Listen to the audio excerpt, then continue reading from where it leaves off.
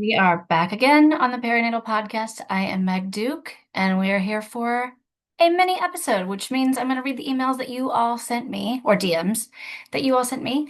While I've got you, be sure to go give me a follow on Instagram. I'm at Amplify Wellness with Meg. If you haven't already subscribed to this, please make sure you hit subscribe wherever you get your podcast, Apple, YouTube, Spotify, whatever that might be. And if you wouldn't mind, put this in a text thread and send it around to a couple people because that is what keeps us on the air. With that, let's get started.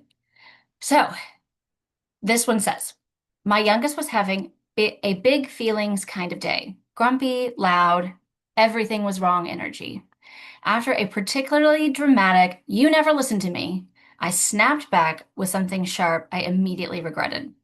Later that night, I sat on the edge of their bed and said, I'm sorry, I wasn't very patient earlier. Grown-ups get overwhelmed sometimes too. Their reply, it's okay. I was having a crabby day anyway. It was such a simple exchange, but it reminded me how powerful it is to model repair, to show that mistakes don't have to be scary if we're willing to own them. Apologies build trust, even the tiny ones.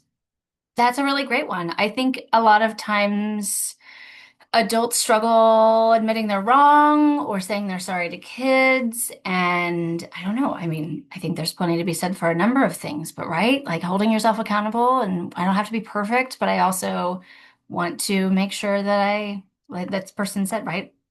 Modeling that repair and mistakes don't have to be scary if we are willing to own them. That's really very lovely. So thank you for sharing that one. Next up. For 2 full days, we could not find my kid's left sneaker. Sorry. I've read this. Why am I laughing like this is new information? For 2 full days, we could not find my kid's left sneaker. We looked under beds, in toy bins, even in the backyard. It was starting to feel like a prank from the universe. And like, we've all been there, right? Like, am I being punked? Seriously? Then, while looking for something totally unrelated, I opened the dryer and there it was, warm and slightly damp, like it had just finished a spa day. Sometimes life feels chaotic in ways that don't make sense, and you wonder if it's you. But then you remember there's always a left shoe in the dryer somewhere. You're not broken. You're just in a weird season. It'll turn up eventually. I read that before and I couldn't, I laughed the whole time through because I just was like, the laugh of knowing, the laugh of validation for me, the laugh of empathy to you, dear listener who wrote that in, everything.